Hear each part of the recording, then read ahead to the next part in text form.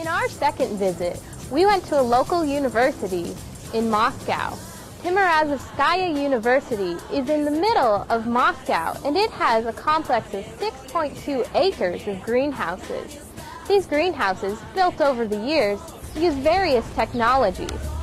Greenhouses built during the Soviet period were made out of glass and concrete, and the most modern greenhouses, built in the last 10 years, were constructed out of a double layer of polyethylene. The university complex is mostly used by students and professors for research purposes, and what is left from the production is sold to the local community. Muscovites enjoy buying produce and other vegetables from the university because of their good quality and freshness. The major vegetable produced in the university greenhouses are tomatoes, cucumbers, and leafy vegetables such as lettuces, arugula, and basil. Commercial vegetable production did not exist when the university began their greenhouses, but when economic changes started to occur before the collapse of the Soviet Union in 1985, the university began to receive information from other parts of the world. Also during this time, resources from the Russian government became scarce. Thus, in order to keep up with expenses, Timurazovskaya University had to create ways to generate additional income. For that reason, vegetables became a reliable source of income for the institution.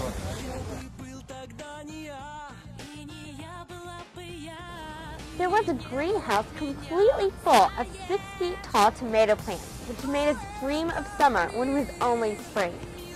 Tomato production is in full swing by early May. In the greenhouse, tomatoes are harvested in different maturation stages. Boxes of green, pink, and red tomatoes could be seen everywhere. Plants were usually planted in small containers in January and later were transplanted to a larger area. All nutrients, water, light, and temperature are controlled by an automated Italian manufactured system. In the recent past, the university has changed the way the substrate is made available for plants. The greenhouse manager noted that plants were more than double their production since one contaminated plant could not spread diseases to other plants. The university is not very concerned about heating costs and water in their production systems, since this is provided by central systems in the city. At Timurazovskaya University, tomatoes with different sizes and colors are put into the same boxes.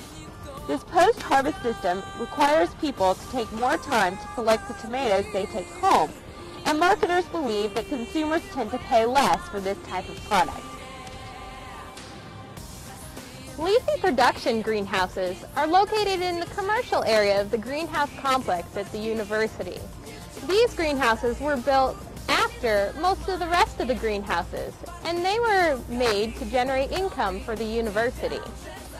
The area is rented to entrepreneurs that decided to enter the production of leafy vegetables.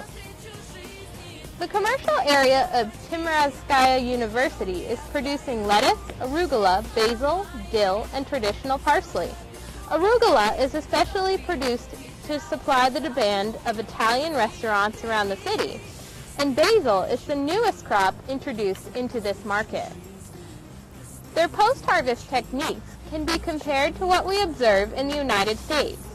Their vegetables are sold with exposed roots in customized plastic bags that carry the university name and logo.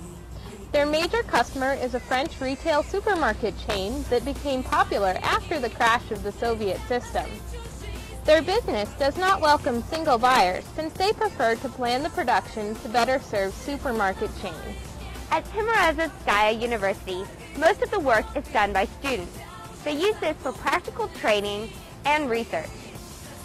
The university uses natural gas provided by the Moscow district to heat the greenhouses during the winter, and light bulbs are spread throughout the complex in order to compensate for short winter days. Light hours in Moscow range from 7 hours in December to over 17 hours in July. The university offers consultation to those who are interested in growing vegetables with greenhouses.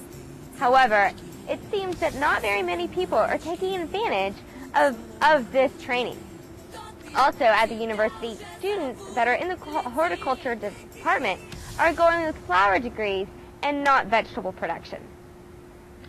Well, Ginger, after sharing all this information, I think we need to do a little more research about why some Russians seem not to care about vegetable production. I wonder why, because they seem to really enjoy salads.